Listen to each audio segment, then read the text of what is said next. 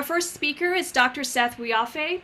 He's an assistant professor at Loma University School of Public Health and the director of the Health Geoinformatics program. He has a broad background in public health. Dr. Wiafe has over 20 years of experience as a health geographer and a GIS analyst. He holds high ethical values, and Dr. Wiafe's aim is to see people enjoy good health and good quality of life. His research focuses on application of geospatial technologies, development of GIS-based methods for enhancing public health science and policy related to population health, and breast cancer prevention and control strategies. He has a background in training in medical technology, in environmental and occupational health, and as principal or co-investigator on several grants, he has successfully administered research projects and overseen staffing, research protections, budgeting, collaborating with other researchers, and has contributed to several peer-reviewed publications. Dr. Wiafe is an elder and director of health ministries at the Campus Hill Church here in Loma Linda, and he's remained a member of this church for more than 20 years. He lives the values of these institutions through his interactions with students, faculty, church members, and the community at large.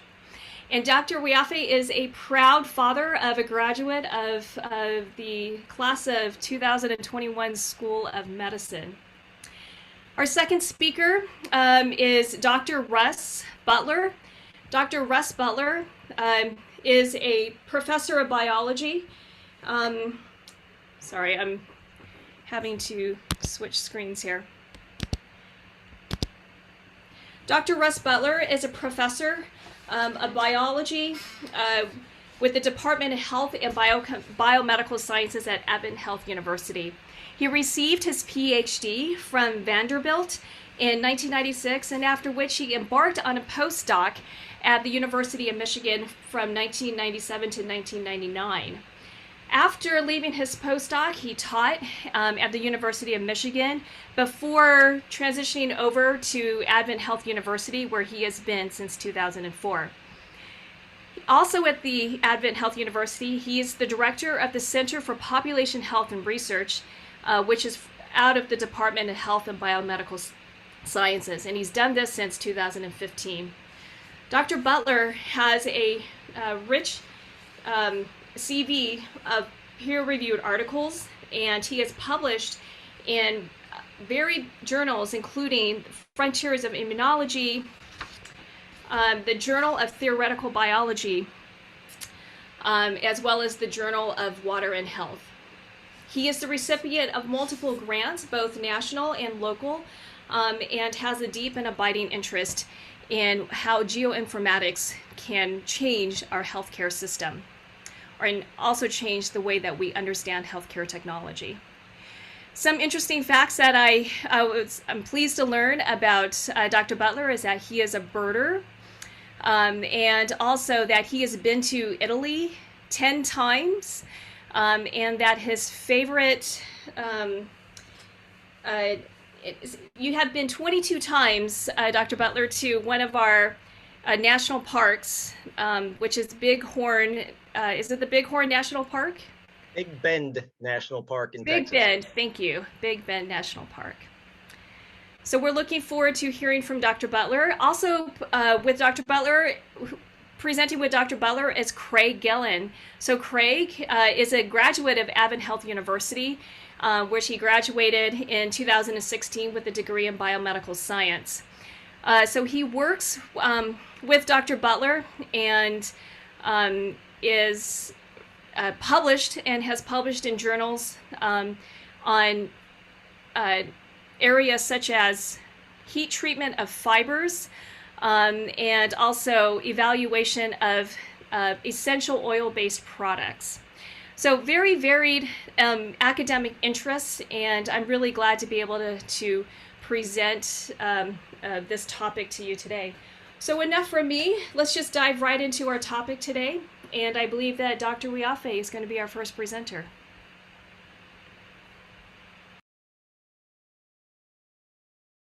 Very much. It's a pleasure to meet all of you. And with the few minutes that I have, we are going to get into understanding geotechnologies and how that is going to change our world in terms of healthcare. So let me go ahead and share my screen, and I would be glad to discuss the topic. I must say that I've been in this area for quite a while and have seen changes that has occurred in the health field. And so I'll share with you some of those changes and where we move from here. I would be happy to address the questions that may come to me. And if we cannot finish it within the short period of time that we have, I would certainly follow up with you. And so to begin with, I want to say that we live in a data-rich society. It is very important for us to understand the time we live in now, because everything that we do or we are trying to do is centered around that.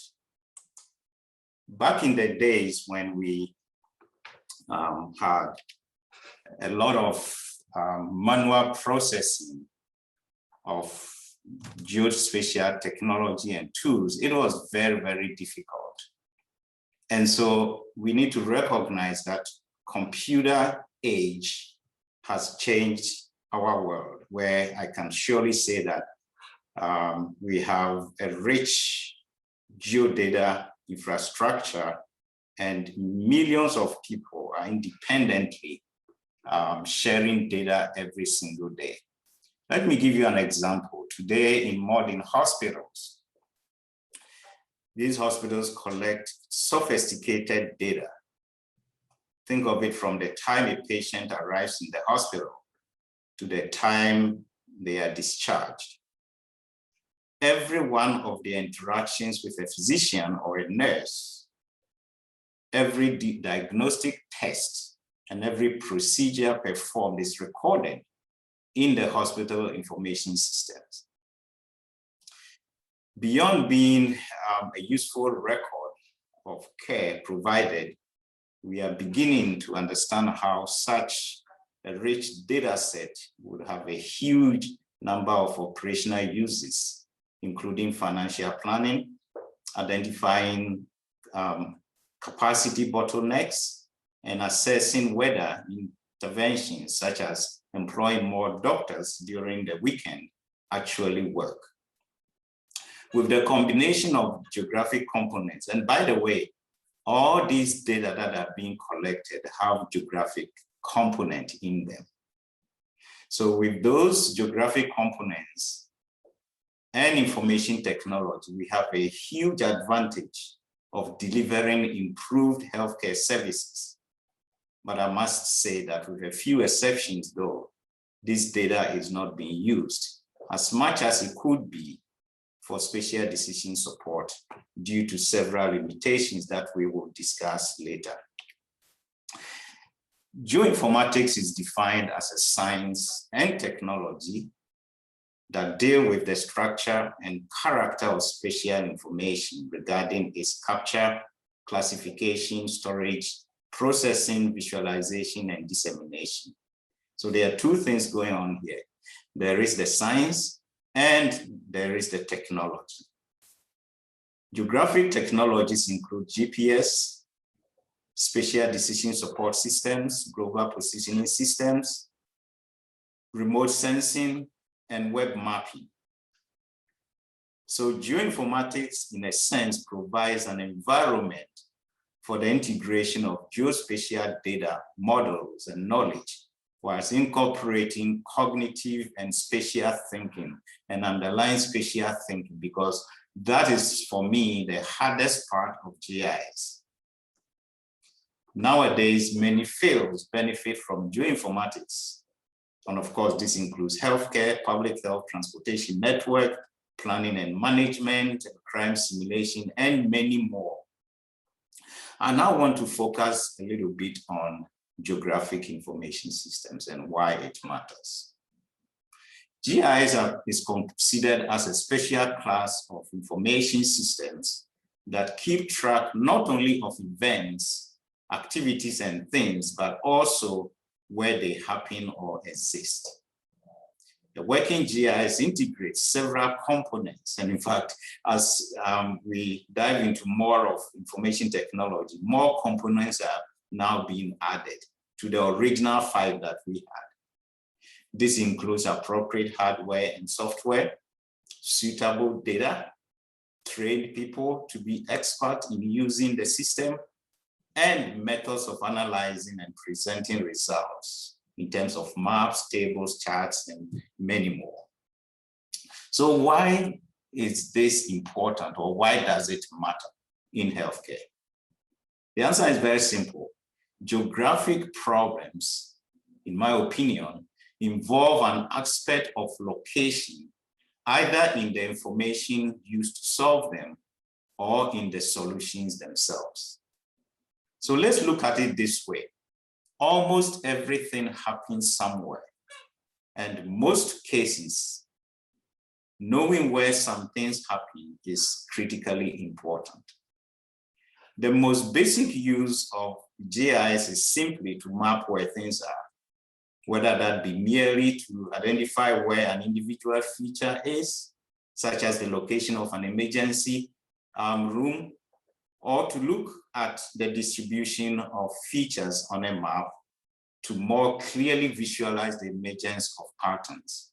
In fact, I would say in our world today, we all use some form of GIS. Now, when I give presentation, that's usually what I ask first. Do you know about GIS? And people say, oh no, we don't know. Then when I start giving examples, how do you travel from your house to your friend's house? And give specific examples where they use GIS in some form, that's when it begins to make sense to them.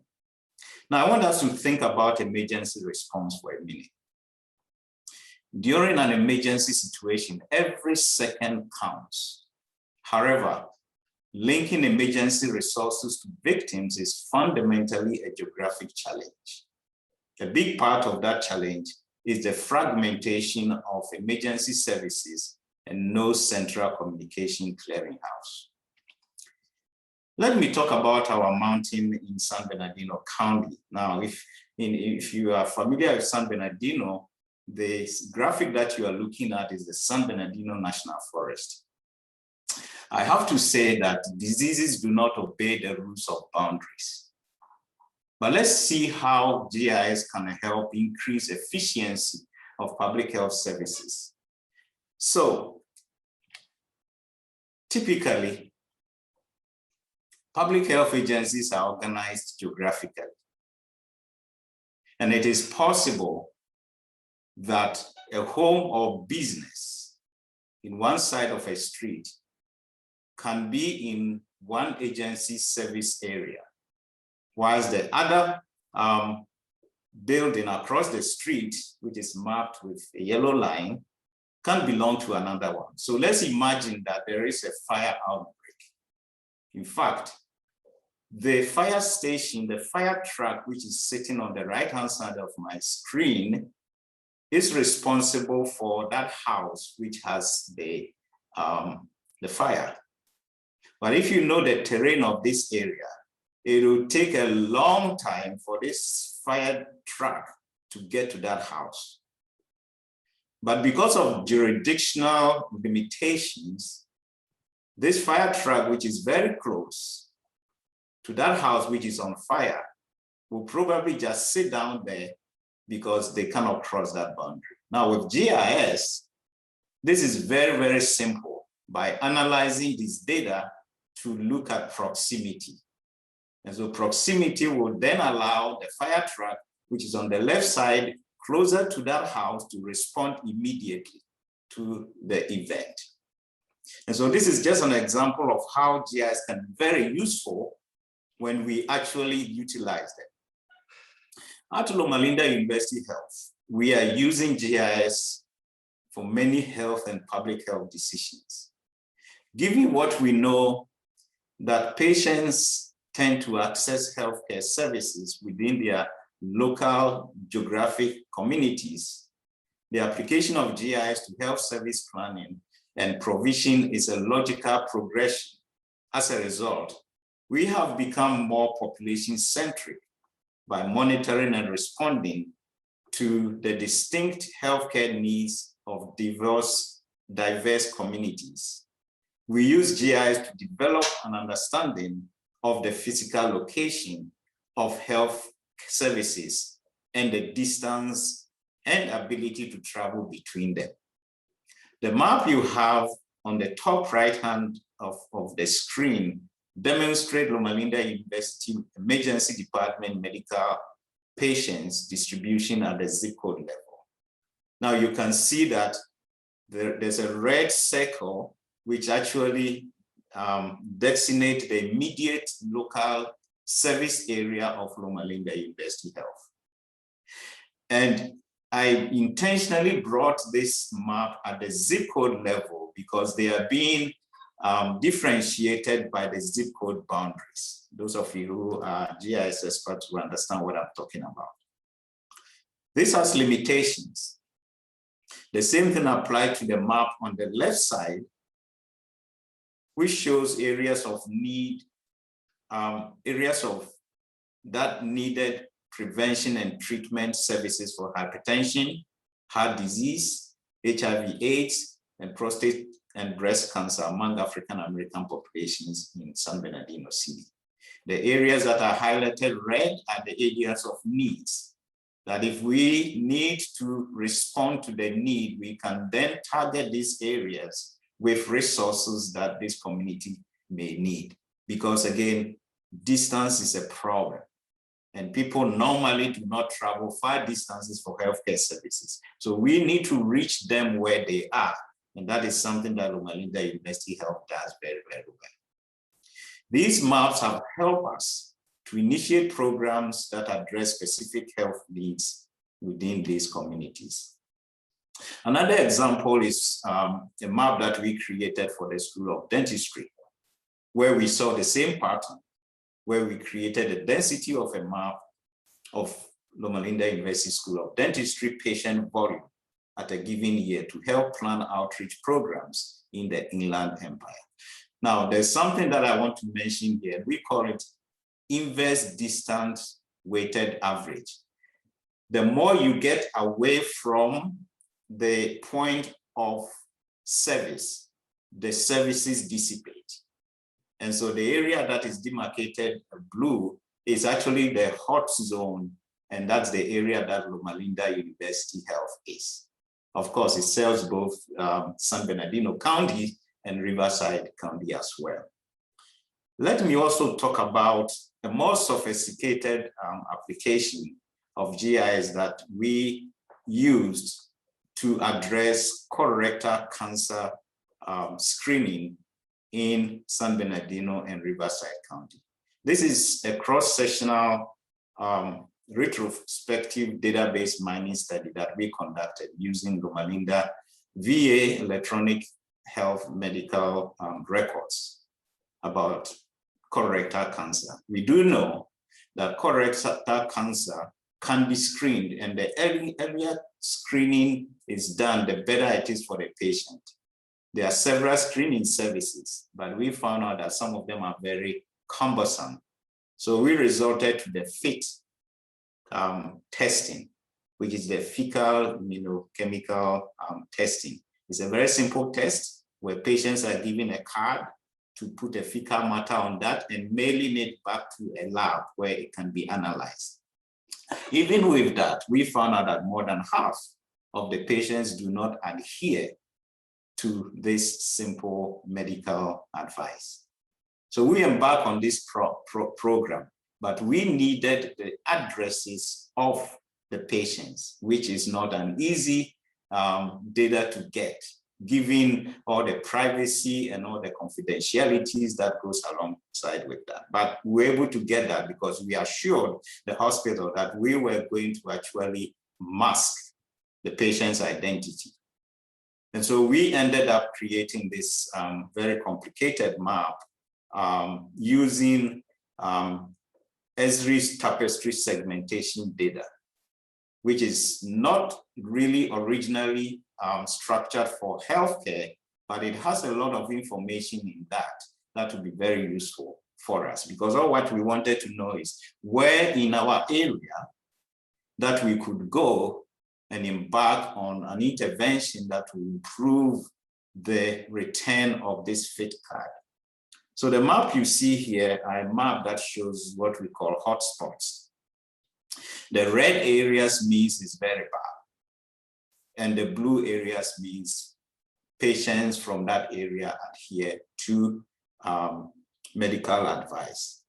We stratify these adherence rates by income, area deprivation, and of course, I mentioned about the tapestry, where we tested for spatial clusters. With this kind of an approach, it provides some comfort that we are actually protecting the identity and the location of these patients. Having said that, whilst we've seen a lot of improvement and seem to be making a lot of progress in analyzing patient data with GIS, several barriers still remain for pervasive use. For many, GIS is seen as yet another new widget, whereby healthcare workforce view GIS as a mapping tool and don't fully understand its potential applications. In addition, the adoption of GIS in healthcare is uneven due to structural barriers, such as the lack of available spatial data and privacy and confidentiality restrictions that limit access to data about health status and outcomes, especially at an individual level for small area public analysis. Public data, even when it is available, often couldn't be linked due to differences in structure and level of granularity. To the extent that data are spatially precise, there is a corresponding increase in the risk of identification of people or organizations to which data is applied. Therefore, tests for clustering are weakened when data is aggregated for regions. There is a distinct lack of understanding around GIS and how to interpret the outputs for their own use and decision making. To end up, I want to mention that there is some ease with which public records are available. And the total amount of information and deductible knowledge about a person is more comprehensive than ever before. The increasing use of linked social spatial data has created significant uncertainties about the ability to protect the confidentiality promised to research participants. Knowledge is as yet inadequate concerning the conditions under which and extent to which the availability of spatially explicit data about participants increases the risk of confidentiality breaches. Ethical standard in the use and handling of data becomes an increasingly important component of data archiving, cataloging, and distribution of geospatial databases containing personal and identifiable information. Following these developments, issues related to protection of personal health information has resulted in both technical research and political debate. And I must say that we've come to a point where we need to take this debate to a next level, because at the end of the day, we need to be able to utilize the data. And I'm a proponent of using data wisely. Whilst we protect the privacy of people, we need to make sure that we are able to come up with information that will help. This will require education and training. It will also involve our design of research. We need to bring in institutional review boards and licensing agreements. And of course, I must stress that the use of geographic masking is very important for preserving the privacy and confidentiality of our clients. With this, I'm looking forward for a very healthy debate or discussion on this, because we've come to a point where we cannot just let things go by. Several other organizations are using data, and there's no problem with that. If you go to Google and put my address in there, you'll find everything about me. But when it comes to the healthcare, we are restricted on what and how we can do it. So maybe HIPAA rules may have to be reviewed every year, really, because the way the technology is advancing is so fast. Thank you very much for listening.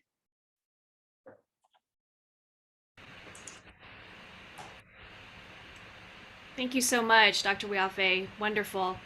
Dr. Butler, Craig, Yep. I'm going to turn the time over to you.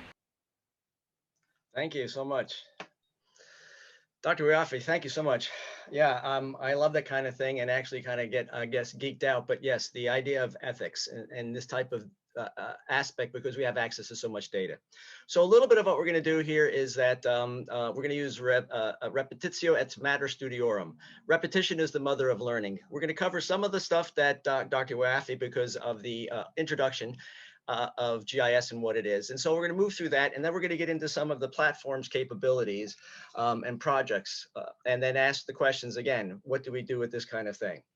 So one of the things that we want to talk about is just basically, and Dr. Wiafe, you brought this up, everything, every event, every occurrence happens in time and space. Time and space captured in GIS. So sometimes people see these talks as, well, you guys are just trying to sell GIS. It just so happens to be a system that works well with these kind of data. And here's an example of time and space. We have a hospital as a former location, 10, 20, and 30-minute drive times. So you have time, and then you have the space around it. Then, of course, this could be very interesting. On a geeky point, I love the fractal nature of these boundaries. GIS captures as well. Now here, I want you to look at the right-hand side really quickly. It looks complicated, but basically one of the things is that there's a multiplicity of data. And Dr. Wiafe, you brought that up. GIS is sometimes just about technology, but it's people. And another thing that we learned is users first. Over here, what is GIS?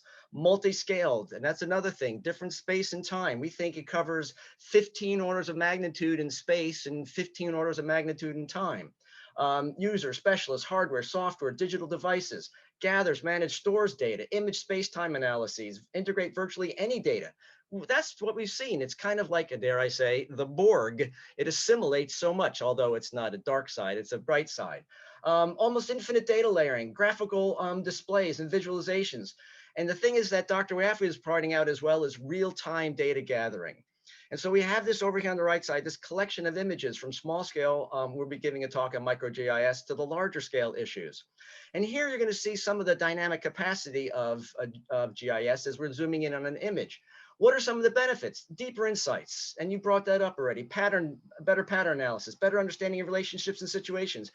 Big data analytics, and that's being used against us all the time. You know, we can zoom in on a house if you're Madison Avenue and tell you what your scores are and where you go for on vacation and where your kids go to school. But, you know, you can't do that with healthcare. Predictive decision-making, precision and accuracy decision-making support, and generalizability. And right here is this is actually a particular model. Now I want you to see that we did this as a way to say, look, we're going to have to redact some things in healthcare. Now these represent distributions that are very typical of what we see in healthcare. Non-random or evenly distributed things. Things are clustered, and you can put surfaces on top of that, and you'll notice that these things might indicate, as we call, hot and cold spots. So we're going to get to a more healthcare-centric perspective right now. And so here we have a model where, you know, just out of, for the sake of this, we'd say, well, you have to redact things so you can't find out where they are. But if you give it a phone number, and there's companies out there, they'll take the phone numbers and they'll tell us who we are. And then they'll zoom in on your house and tell us the size of your backyard. But in healthcare, which I see reasonable, but here it is, conceptually, patients have addresses. Addresses have geographic coordinates, thus patients have geographic coordinates. Patients have symptoms and diseases, therefore symptoms and diseases must have spatial distributions, and they're in space-time. Human populations are not evenly distributed, and you saw that in Dr. Wiafe's hotspots of the colorectal cancer, not homogeneous groups. Distribution is influenced by age, culture, race, economics. The ellipses means just numerous data that we have access to. And here what we have is a loop of a model of hotspots. Now, the hotspots in relationship to healthcare institutions. Again, this is a model, but it's based on some real data. And we model this to show you that these hotspots can persist in place and time, as well as cold spots, which means what are our responsibilities as in this, okay? Clusters of hotspots occur in space-time, GIS, and these technologies capture this well and can help direct us on these type of things. Now, I'm just going to dive into a platform really quickly. We're going to look at some of the ethics. This is a bit of we've done a little bit of this before, but I'd like you to take a look at some of these things here. And so I'm going to click on this. We're going to go right to this particular aspect. So this is a part of a thing called business analysts. We have multiple platforms in these software for very inexpensive costs. And I already have here, this is a census block. And so I can go there and we create these graphics. And now we can imagine that clinicians. So a lot of what we're going to talk about now is looking at the clinical aspect. Can we empower clinicians and this type of thing? And you notice in this particular area, the median home value is $1.5 million. Median income is $172,000. Median age is 58. And if you click on that, you can get an age distribution chart, an age pyramid. Smallest group, females 30 to 34. Largest group, females 70 to 74. And that could actually have some idea of where a clinician might be interested. And you know that everybody here is insured. So if we go right here, now also some of the public health ideas is that they're all below national average. Diabetes is below national average, and so is heart disease. Now, if you just go about 5 miles away, and this really represents a tremendous variation that you can find in a very short amount of time and space as well. If I click on this particular area, you're going to notice home value is $96,000. Median home income is $19,000. And follow my cursor here. Median age is 25. Also, we have about 18% uninsured, and you have Medicaid, Medicare people here using these federal insurances. If you click on the median age, you could say, look, the largest group is male 0 to 4, so kids. I mean, this might be of value, say, to a pediatrician who's like, where are my kids coming from and what's going on? And also you can see that this area tends to have a higher minority population, Black population. And you can look at these kind of data, and these are available. Now, the question we ask is, yes, if this is a census block and there's a certain number of people and there's a number of people with a certain disease, you have to be careful because you might be able to pick out the individuals. Yet these are the areas that you necessarily might want to understand what's going on. ACE scores, as you know, Dr. Nadine Burke's work. So I wanted to move through this to ask, the question, how do we do this? What is our ethics? And I'm glad we're at this forum. And Craig, you can take it on a little bit further. If you go ahead and show us some of the work that we're looking at. Sure. Thanks, Russ. So now what I will do is take you guys through this particular project that we are currently working on. We are working with clinicians and graduate students to answer some clinical questions. Some of those questions being, where are individuals with chronic non-malignant pain, and what do they have in common? And so in order to answer or potentially try to answer some of these questions, the first thing that we've done is created this 30-minute drive time analysis around a local hospital. So this 30-minute drive time analysis is going to act as our focus area. And so within this area, we were wanting to look at, the potential number of individuals that, are potentially suffering from chronic non-malignant pain, maybe identify some hotspots. A CDC report looking at the same issue has identified that as socioeconomic status or conditions decrease, you tend to see an increase in the likelihood of individuals in that particular area suffering from chronic non-malignant pain as well. And so with that in mind, let's take a look at some analysis of this area, just to get a better idea of what's going on here. So this first analysis, we're looking at grouping data together into clusters. And so these clusters show census tracts with similar makeup based on input data. And so we have 5 clusters here, from potentially lowest number of individuals suffering from chronic pain to potentially the highest. And so if we pick any of these at random, we can look at one of the white areas here.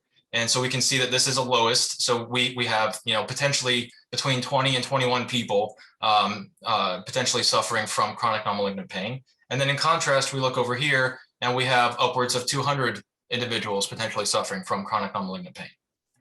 And so even though, you can see that these white areas, these white census tracts, while not contiguous, they have similar data used to group them together. And this goes for the same for the other colors as well. And we did another analysis here. And so this analysis is looking at chronic non-malignant pain instance as a function of poverty. And so the analysis itself, in comparison to this one here, focusing on census tracts, this one goes outside of those artificial boundaries. So it identifies areas based on the data itself rather than the artificial boundaries that contain that data. And so we have a particular spot here in this probability map that we were not really expecting to be pulled out by the analysis. And so if we go ahead and just zoom into this area, we're going to stop at this particular zoom point, because if we zoom in any further, you start to get street names, potentially identify neighborhoods, and we don't want to, potentially cause any ethical concerns. So we're going to stop right here at this zoom level. And so I actually have some experience in this area. I've driven through here quite a few times. And so this area in particular is, based on observation, a lower income community. And so you can see here that kind of fits in to the, based on the federal poverty level, the poverty level of the individuals in this area, you might see a higher likelihood that they suffer from chronic non-malignant pain. And so from our initial estimates in this, this analysis, we estimate that about 130,000 individuals suffer from chronic non-malignant pain in just that 30-minute drive time around this particular local hospital.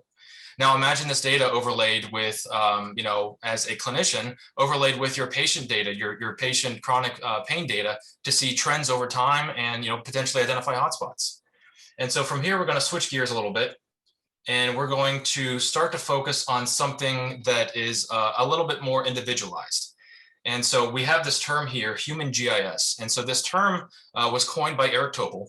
And so the idea focuses on GIS's ability to gather and transform large bodies of data. In this day and age, we can now digitize a human being through data obtained from biosensors, scanners, electronic medical records, social media, and many other avenues. So the gathering and transforming of this new human data is what has led to this idea of human GIS. And so you can see here that this image describes various other types of data that can be collected from individuals that, when put together, show the true whole patient picture. So it goes from genome to exposome. And as Russ mentioned, in a sense, that the diagnoses have inherent temporal spatial characteristics, since the patient has a location in both space and time. It has also been said before that zip code influences genetic code more than genetic code influences zip code. So focusing on the whole patient, maybe not just from a spiritual wholeness perspective, but also from where they come from physically, could help give a much clearer picture as to what treatments to prescribe based on lifestyle and community values, maybe identifying potential exacerbating environmental circumstances, gathering a larger scale picture of the potential health inequities a patient is embedded within. Now, imagine that we had something that could bring all of this information together. This is a hypothetical dashboard for a clinician. And this hypothetical dashboard focuses on the whole patient from bedside to population. And so imagine a clinician having this sort of technology at their disposal, where they can look at individual patient location and community. They have access to detailed, intuitive, interactive patient medical history diagrams, maybe separated out by body system. And so this hypothetical patient, John Doe, we have a potential medical diagram over here that could be separated out by different organ systems. This particular fake patient suffers from congestive heart failure, has pneumonia, and also has hydronephrosis. And so we could also throw in, imagine having access to environmental data. In this particular instance, we put in some air quality data. But we could also have access to drinking water quality, green coverage, proximity to power plant or industrial centers. You could also imagine having access to what Dr. Wiafe had talked about earlier, cancer cluster mapping. We also, to the left here, we have this graph. And so, the clinician could have real-time patient health metrics being fed in from information gathered from Fitbit or Apple Watch style data capture techniques. Maybe some additional layers showing hotspots, maybe some time series analysis, or maybe even some image analysis. And so, the patient images, also known as micro GIS, can be displayed in conjunction with all this other data. And these patient imagery can be classified. And this image analysis tools I've actually used personally. And so imagine having a diagram here with the different organ systems, and you can click drop downs and you can select from past medical history, maybe enter in some new stuff. And while you're selecting those, if the patient has any imagery of those particular organ systems, they will then display here. So you can have MRIs, you can have tissue cultures, x-rays, all of that kind of stuff you can have classified and showed right over here. And then so to scale things out a little bit further, you could have access to population health data, looking at the average percentage of adult diabetes in the given area that you're currently looking at, looking at the average adult heart disease, which this particular patient having congestive heart failure would fall within. And you can see here that it's above average. Average poor mental health, average percentage of obesity. And so the patient would, obviously have access to this as well. And it's something that, they could look at maybe on a mobile device. Doctors would have access where they can pull it up on a tablet or, their EMR cart as they're, wheeling around the hospital. And so, this dashboard really introduces the synergism of electronic medical records, Android, iOS apps, and fitness band trackers that capture all of this data that I was just mentioning. GIS technologies for mapping. So you have hotspot analysis and you have a plethora of other geostatistical analysis that can be thrown in there. And then you have classified patient images, or known as micro GIS, being displayed there as well. So, as a clinician or a healthcare provider making decisions for your patient's health, imagine having all of this data in one location with real-time information being fed into these different areas. And so just a couple questions I want to leave you guys with kind of pertain to this idea that we've been discussing. Should the living environment and surroundings be a major factor in the treatment decision-making process for all patients? Because remember, as I mentioned earlier, zip code influences genetic code more than genetic code influences zip code. And what ethical dilemmas arise from providers using geospatial data in addition to sensitive patient data that they already have access to? Thank you all for your time, and I will now pass things back over to Grace for discussion. Thank you. Thank you. Wow, thank you so much. I think there was a lot to unpack there and a lot to think about. For those of you who are on who want to ask questions, feel free to either post your question to the chat, or also if you want to raise your hand, I'm happy to call on you, and then let's get our discussion going. Something that was very interesting is that the knowledge that location is a risk factor that results in increased disease burden, that's been known for some time. But it also seems that now we can use GIS to be able to use location as a way to promote health equity. So how can we do this to truly promote health equity without promoting a locational stereotype, which is, I think, something that we would not want to do? Let me try to address this issue, because this is an area that I'm very interested in. First of all, health equity ensures that every person has the opportunity to achieve their best health. Now, in this context, we are dealing with racial and ethnic discrimination. We are dealing with lack of access to quality education. We are dealing with income and wealth gaps. We are dealing with inadequate housing or lack of housing. Now, I was involved this quarter with our students on a project in San Bernardino County. In San Bernardino County, for those of you who know, has an interesting geographic distribution. And one of the issues that this group called Uplift is trying to do is to address the issue of housing ownership. And in order to do that, we need to identify areas where really there is opportunity for low-income housing. And this is something that GIS does very well.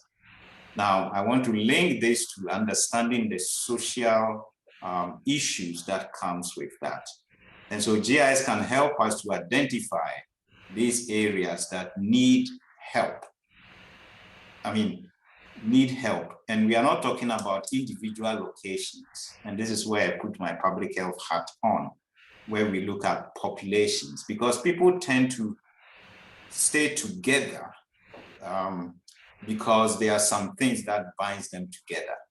And so using the idea of the hotspot, we'll be able to identify these hotspots and engage the community. We need to be able to empower the community to actually take ownership of this. And that is where GIS can help us to actually integrate. And one of the strong things of GIS is integration, where we bring all the data in that area to be able to drill down and understand it.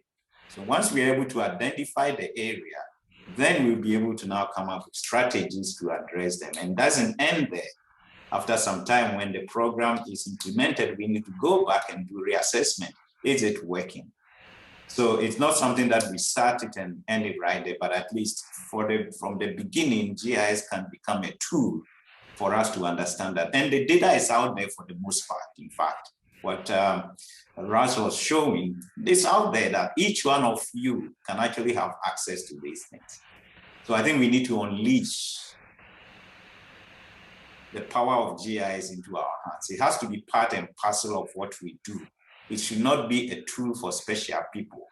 It has to be like a Word document. Now Zoom has become, a new norm that we have to learn how to do that. I must say, and Russ will support this, that the pandemic has unveiled a lot of inadequacies. Okay, it has. Because one thing that we learned from the beginning was that there are certain groups of people that are more prone to the virus than others. Why? Because of really equity issues that we have not addressed it for a long time. So GIS can be a tremendous tool for us to understand what is going on in our neighborhoods.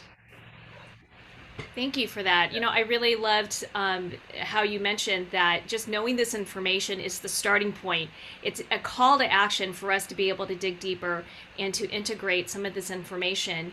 There's some questions in the chat that are really talking about the limitations in healthcare against the use of this type of information. And so, Dr. Wiafe, you had mentioned HIPAA regulations, and you showed it a screenshot of the HIPAA regulations.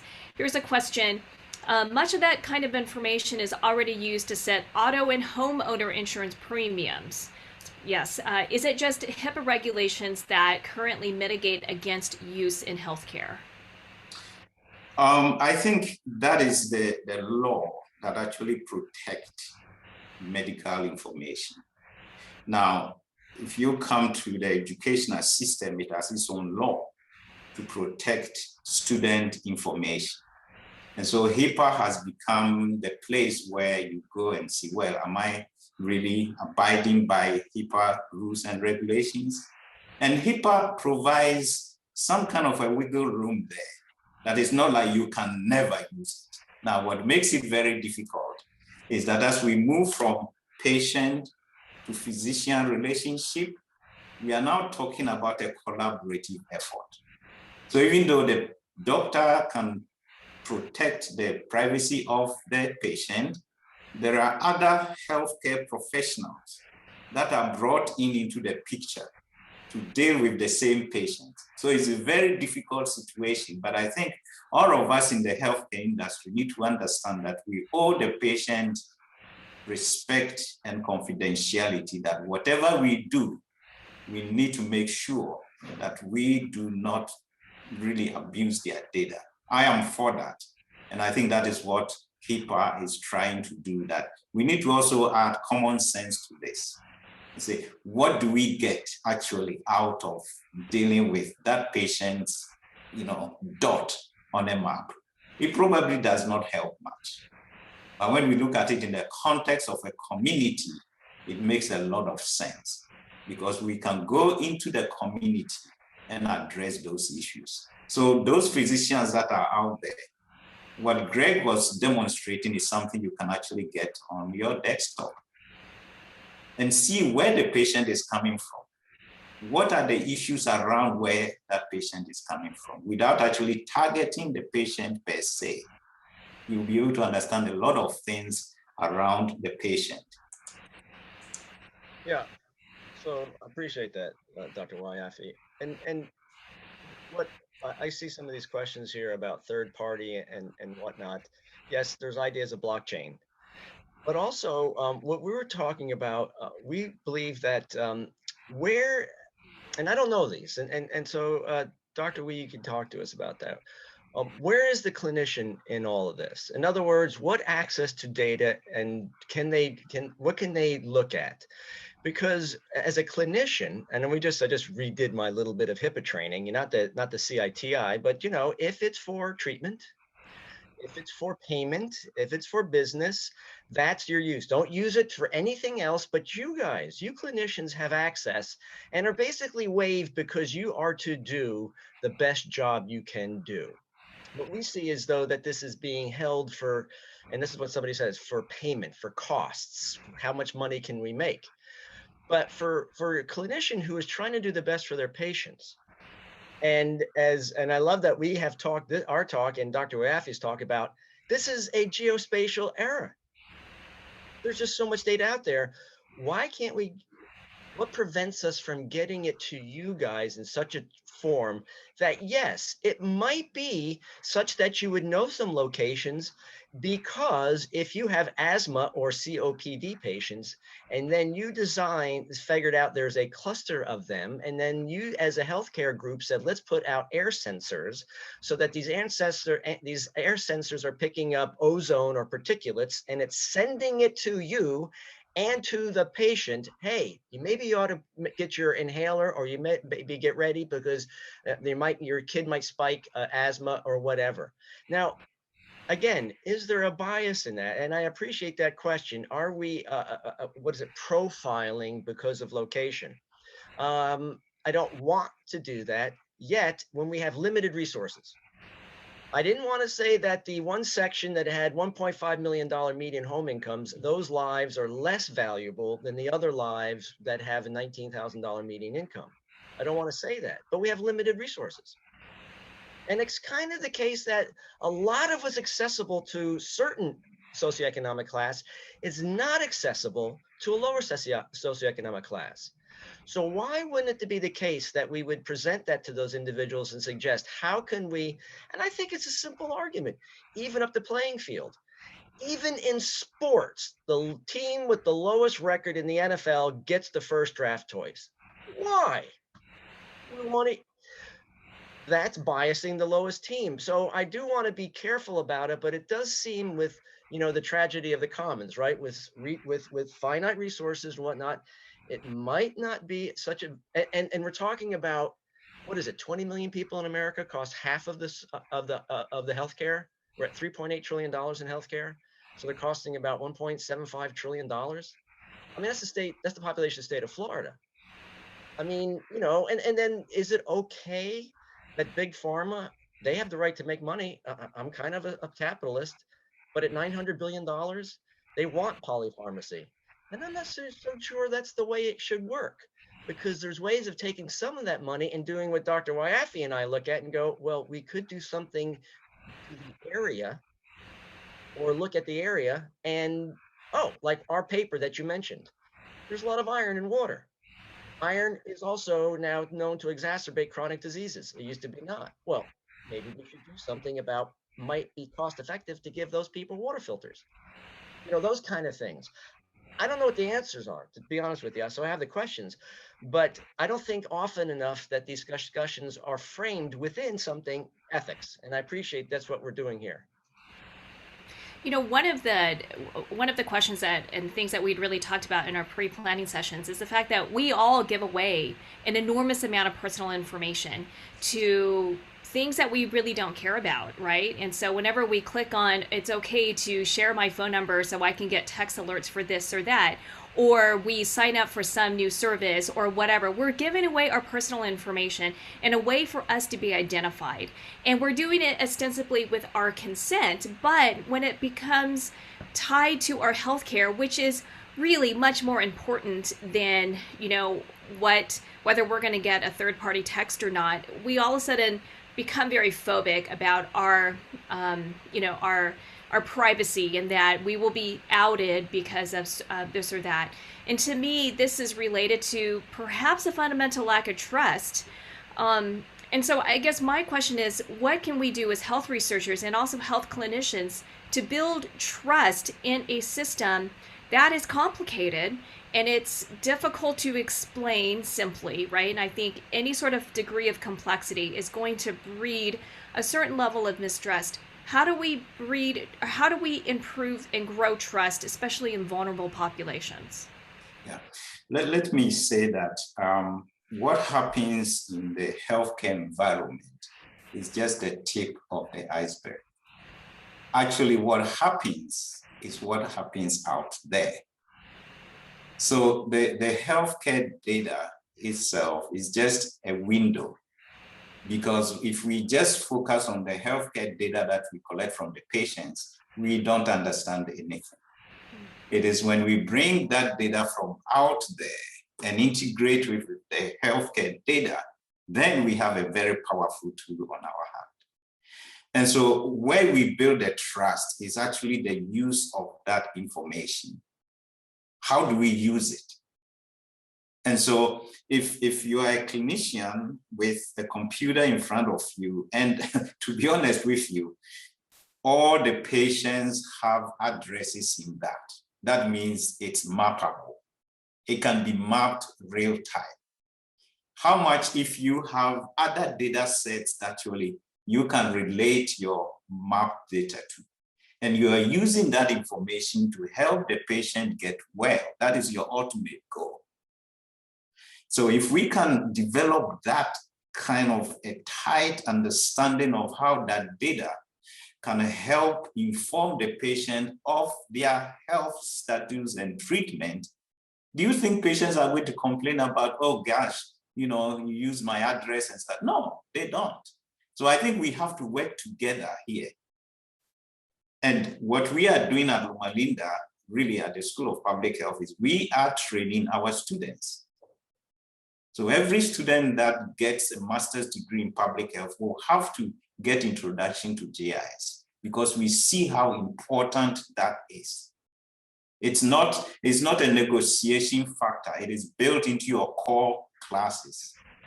So we believe that over time, we are going to get understanding within the medical field of how important this is. And I wish this could be extended to other sides of the campus and other healthcare settings.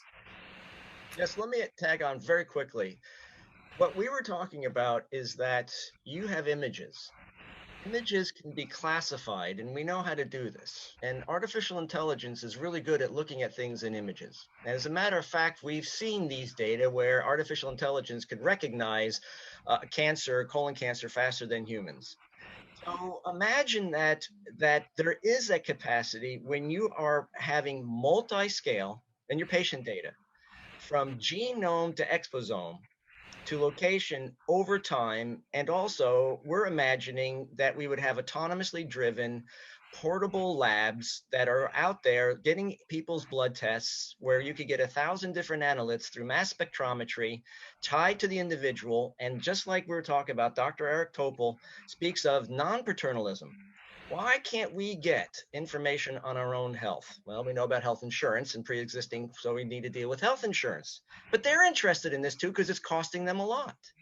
So I think that there are these new paradigms. You said a paradigm shift where it just so happens, again, oh man, you're trying to sell GIS. It's been going, or it's been out there for years, and us users are going like, why don't we use this? Why don't we take it and push it to the edge of the limit? And I think that it's a powerful tool, and I don't want to sell it more than it is, but multi-scale, from nanosecond reactions like ATP synthesis to global climate change factors in human health, to human development. to, multi-scale, temporal, multi-scale, the home location. And that dashboard we showed you, as you zoom out, you might have other houses that have similar diagnoses. You don't know who they are, but you're beginning to see clusters. And don't we look for patterns in science, because patterns tell us how to be thinking in the future. If there are no patterns, well, then we just have to be, there isn't, but we know that there's patterns. What do we do with that? Thank you. Thank you so much for that. I want to be mindful of our time. We're about 3 minutes over time. So thank you so much to all of our presenters. Thank you all of you who have tuned in. There are several questions that we haven't got to, but please rest assured this is the beginning. Our hope this is the beginning of a more robust conversation in using location really as a living risk factor for disease burden and as a tool for helping us to be able to help individuals really be able to live their best quality of life. So thank you to all of you who've attended. Again, a recording of this will be uploaded to the Adventist Bioethics Consortium website, which is adventistbioethics.org. If you do not yet have an account with the ABC or the Adventist Bioethics Consortium, please request one. Other than that, thank you so much. Hope you guys have a lovely rest of your day.